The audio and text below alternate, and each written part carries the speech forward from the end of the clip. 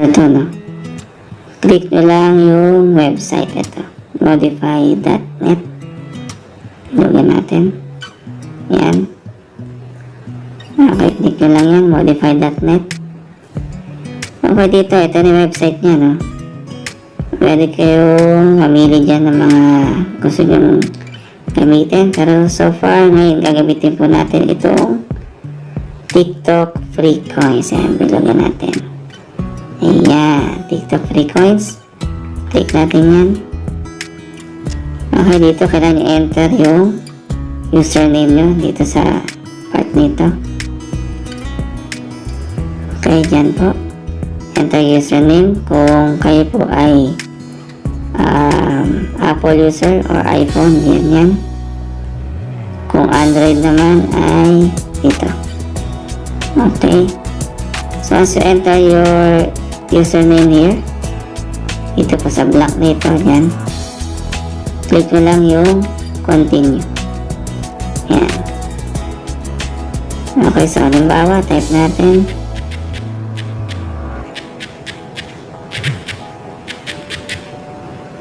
Okay, yan. Click continue. Okay, select your device. So, Android, halimbawa.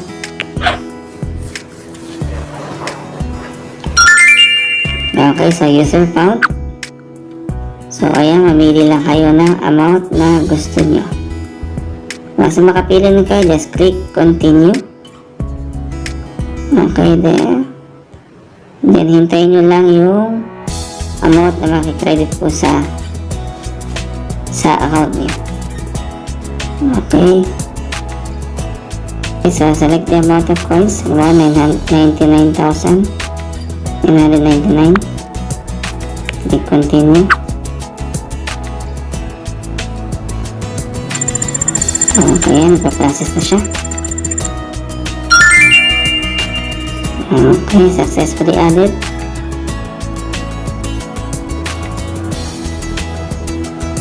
Okay.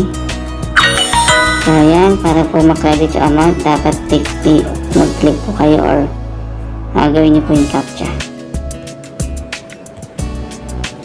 Okay, so once done yan, makikredit na po sa balance sa wallet nyo sa TikTok yung coins na kinuha nyo. Okay, that's it guys. Hope you learned something. Just follow the tutorial.